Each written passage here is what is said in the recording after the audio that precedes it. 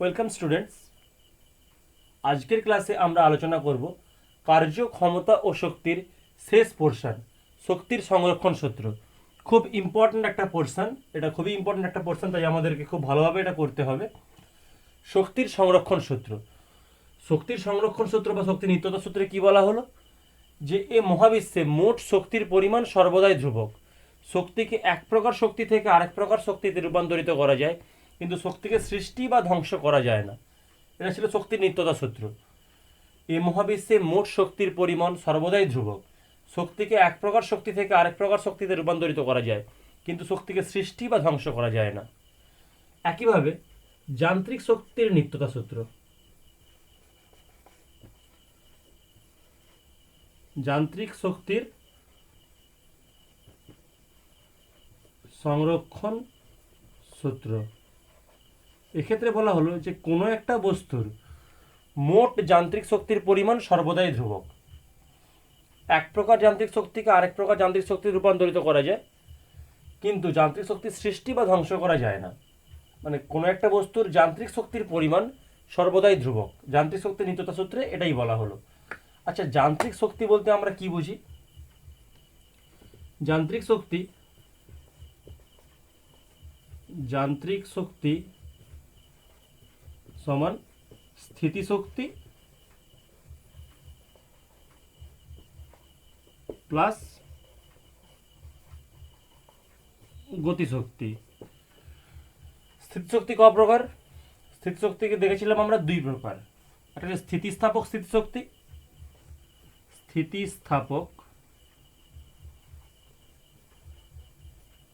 স্থিতিশক্তি, আরেক প্রকার ছিল অভিকর্ষীয়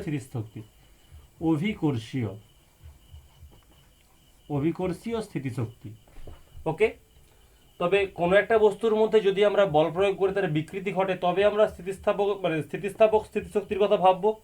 ইন জেনারেল সমস্ত বস্তুর মধ্যে যে স্থিতিশক্তিটা আছে তার অবস্থানের জন্য যে স্থিতিশক্তি, সেই শক্তিটা যেটা হচ্ছে অভিকর্ষীয় স্থিতিশক্তি। তাহলে স্থিতিশক্তিকে আমরা লিখতে পারি ই কে দিয়ে উপস্থাপন করতে পারি, ই পি দিয়ে উপস্থাপন করি, পোটেনশিয়াল এনার্জি। আর গতিশক্তিকে আমরা ই কে দিয়ে উপস্থাপন করি। আর যান্ত্রিক শক্তি যদি আমরা ই দিয়ে উপস্থাপন করি, যান্ত্রিক শক্তির সংরক্ষণ সূত্র অনুযায়ী যান্ত্রিক শক্তির সংরক্ষণ সূত্র অনুযায়ী এই যান্ত্রিক শক্তির মোট পরিমাণ, মানে স্থিতিশক্তি এবং গতিশক্তির মোট পরিমাণ সর্বদাই ধ্রুবক।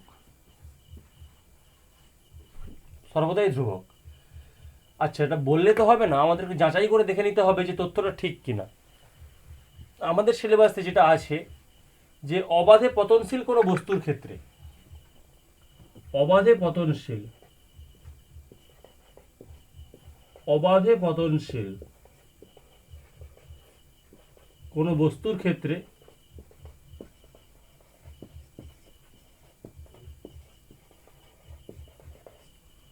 যান্ত্রিক শক্তির সংরক্ষণ সূত্রের প্রমাণ।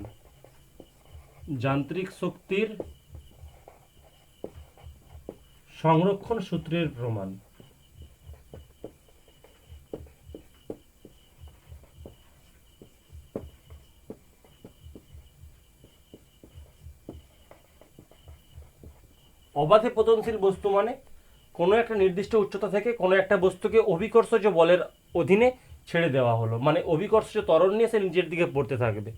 বিভিন্ন অবস্থানে তার যান্ত্রিক শক্তির মোট পরিমাণটা ধ্রুবক থাকে কিনা আমরা দেখব। ধরি একটা বস্তু যার ভর এম, পতনের ঠিক পূর্বে পতনের ঠিক পূর্বে তার অবস্থান ধরলাম প্রমাণতলে, এটা মানে ভূপৃষ্ঠ, এটা ধরলাম।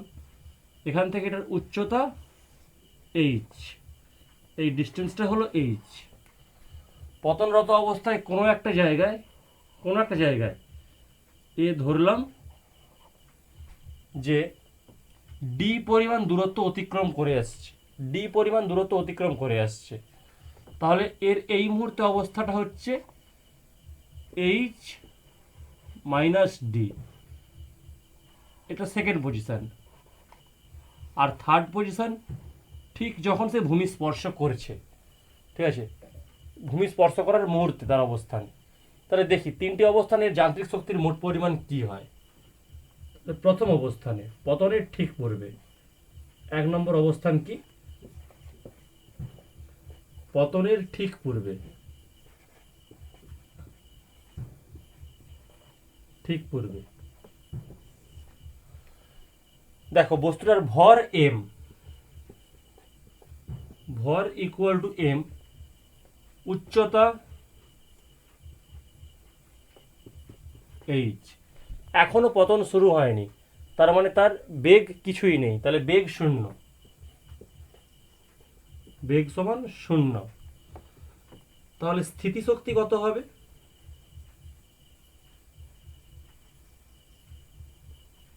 স্থিতিশক্তি কত হবে?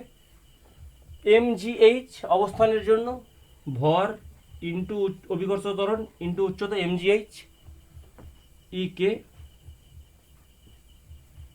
গতিশক্তি, সরি ইপি, আর ই কে হাফ ইন্টু এম ইন্টু বেগের স্কোয়ার, বেগ তো শূন্য, তার স্কোয়ার মানে শূন্য। তাহলে মোট যান্ত্রিক শক্তি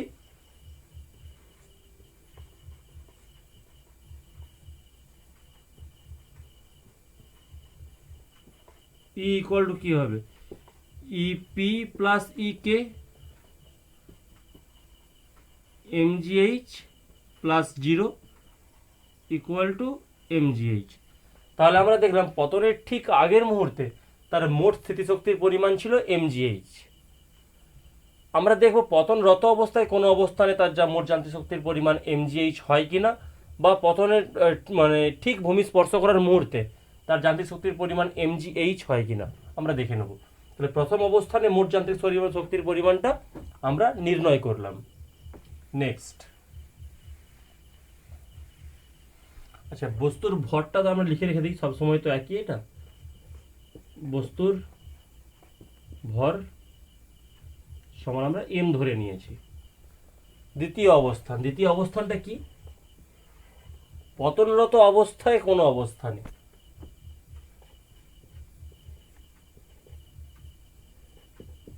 পতনরত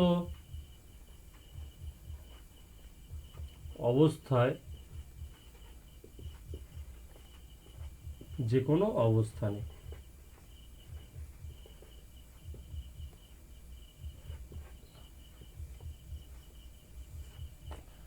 ধরলাম বস্তুটা ডি দূরত্ব অতিক্রম করে এসেছে, তাহলে সরণ এ সমান ডি। পতন যখন শুরু হয়েছিল প্রাথমিক বেগ শূন্য,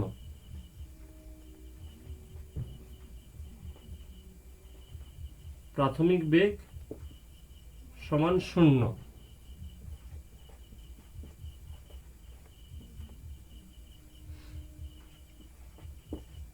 অন্তিম বেগ সমান ভি ধরলাম, ভি ধরি। উচ্চতা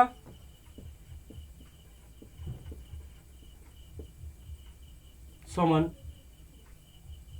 টোটাল দূরত্ব ছিল এইচ, সেখান থেকে ডি দূরত্ব নেমে চলে এসছে, এইচ মাইনাস ডি। একটা স্থির ত্বরণে পড়ছে, সেটা কি ত্বরণ? অভিকর্ষজ ত্বরণ। তাহলে ত্বরণ অভিকর্ষজ ত্বরণ, অভিকর্ষজ ত্বরণ সমান জি। ওকে, তাহলে স্থিতিশক্তি কত হবে? স্থিতিশক্তি সমান এম জি ইন্টু তার উচ্চতা, তার মানে এইচ মাইনাস ডি। ওকে, আচ্ছা বেগের পরিমাণটা কি আছে এটা দেখি। আছে গতিশক্তি, তো ইপি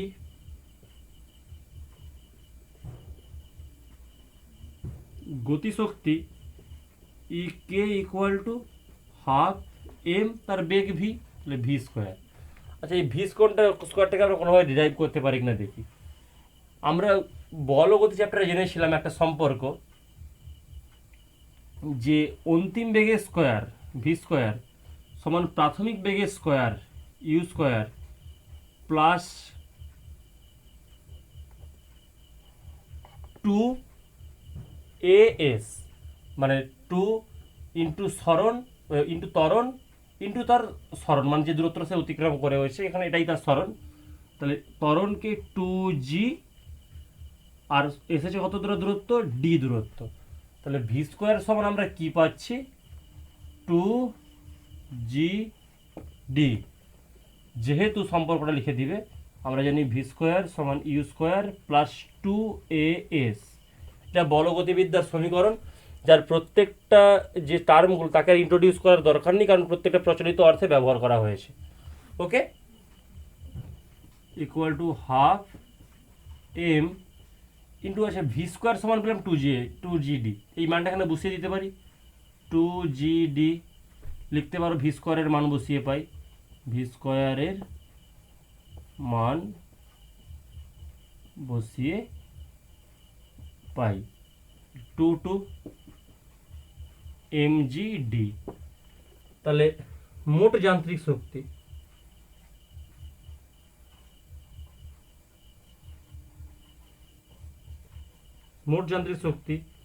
E ইকুয়াল টু কত হবে, ইপি প্লাস ইকে equal two MG H minus D plus MG D.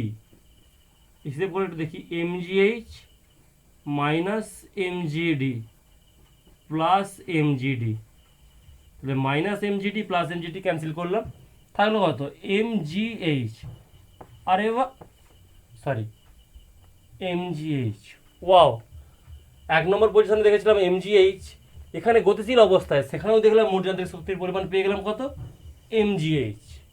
ওকে, আচ্ছা আরেকটা অবস্থান দেখে নিই, ঠিক সে যখন ভূমি স্পর্শ করছে সেই অবস্থাতেও আমরা mgh পাচ্ছি কিনা, তাহলে সেই অবস্থাতেও আমরা mgh পাচ্ছি কিনা সেটা আমরা দেখে নেব। ওকে,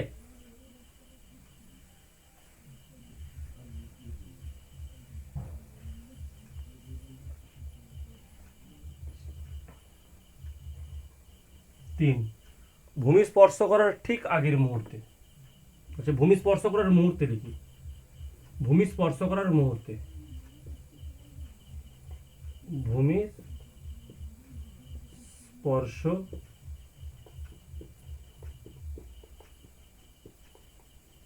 করার মুহূর্তে,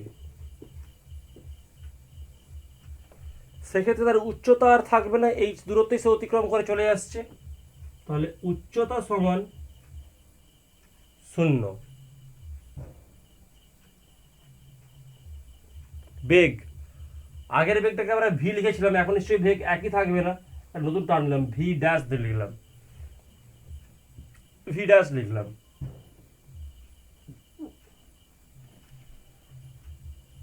বেগ, তার একটা ত্বরণ আছে, অভিকর্ষীয় ত্বরণ, অভিকর্ষজ ত্বরণ, যেটা জি আছে আমাদের, তাহলে স্থিতিশক্তি কত হবে,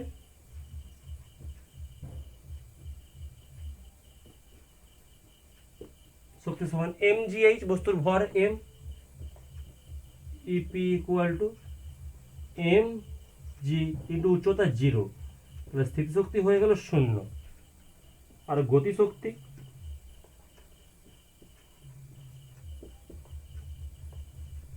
ইকে equal to half m v square.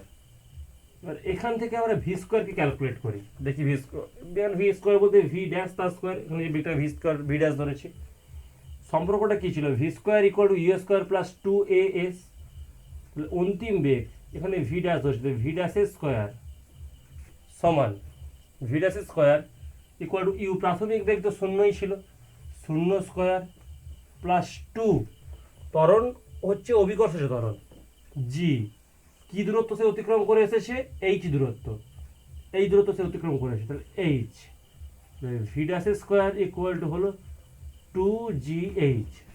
তাহলে ভি ড্যাশের স্কোয়ারের মানটা এখানে বসিয়ে দিই, যেহেতু তুমি লিখতে পারো সেই প্রচলিত সমীকরণটা, ভি স্কোয়ার সমান ইউ স্কোয়ার প্লাস 2as।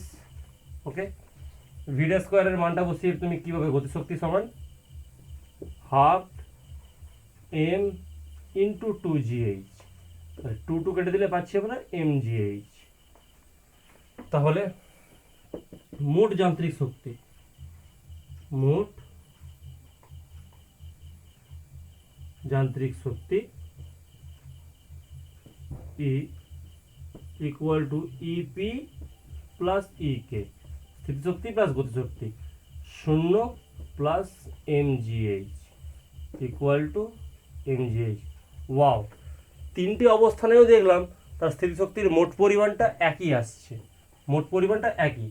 তাহলে এখান থেকে বলতে পারি কি, সে তার যে অবস্থান যাই হোক না কেন, তার বেগ যাই হোক না কেন, স্থিতিশক্তির মোট পরিমাণটা ধ্রুবক থাকছে।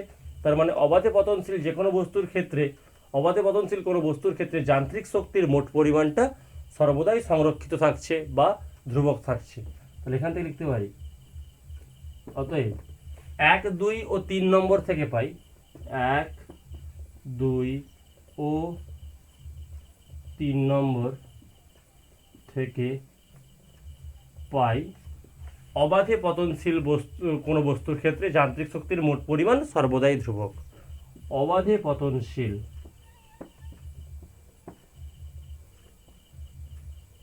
বস্তুর যান্ত্রিক শক্তির মোট পরিমাণ সর্বদাই ধ্রুবক, সর্বদাই ধ্রুবক। ওকে, ক্লিয়ার? সেই সাথে সাথে আমাদের শেষ হলো কার্য, ক্ষমতা ও শক্তি চ্যাপ্টারটা। এনি কোয়েশ্চেন, এনি কোয়ারিজ আমার ডিসক্রিপশন বক্সে দেওয়া হোয়াটসঅ্যাপ নাম্বারে তোমরা সরাসরি মেসেজ করে জিজ্ঞেস করতে পারো, বা কমেন্ট বক্সে তোমরা দিয়ে জিজ্ঞেস করতে পারো। বাট প্রত্যেকে প্র্যাকটিস করবে এবং রিপিট করে করে এই জিনিসগুলো একটু দেখবে, তাহলে কনসেপ্টটা ক্লিয়ার হবে। আসছি নেক্সট ডে নেক্সট চ্যাপ্টারের নতুন ভিডিও নিয়ে। ওকে, বাই।